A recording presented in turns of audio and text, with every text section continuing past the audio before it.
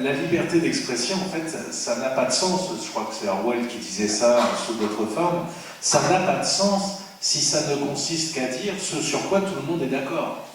Ça n'a d'intérêt que si ça bouscule, et pour reprendre les termes de la Cour européenne des droits de l'homme, si ça heurte, si ça choque, si ça blesse, alors c'est pas agréable, c'est pas confortable. Les libertés, c'est jamais confortable. Les libertés, c'est douter, c'est se remettre en question soi-même. Moi, très souvent, je ne suis pas d'accord avec moi-même. C'est pas agréable. Et donc, ça m'oblige à réfléchir, à pousser mon raisonnement, à écouter l'autre, à entendre l'autre, à être heurté, à être blessé, à être inconfortable. Mais c'est comme ça, c'est par cette culture du doute raisonnable que l'on parvient à la conviction, et ensuite à transmettre la conviction. Sauf que cette conception évidente, parce qu'en réalité, nous ne faisons que dire des choses évidentes, sauf que plus personne ne les dit, et que ça paraît extraordinaire quand quelqu'un les dit encore, parce qu'il y a une telle autocensure que l'on a peur. Parce que ces choses évidentes-là, et cette conception de la liberté, espace de confrontation, de débat pour s'enrichir, pour se nuancer, pour ne pas sombrer dans l'idolâtrie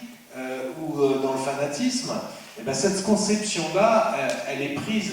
en tenaille entre deux mâchoires qui sont profondément inquiétantes et qui nous mettent dans le mur, qui sont d'une part l'islamisme et l'instrumentalisation politique de cette religion, et donc ne heurtez pas ma religion, ma sensibilité, parce que je fais de ma religion un élément tellement fort de mon identité que c'est moi-même,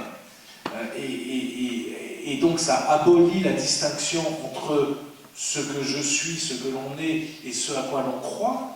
Et donc il faudrait respecter non seulement la personne qu'on a en face de nous, et ça c'est une obligation légale, on ne peut pas avoir de propos racistes, antisémites, homophobes,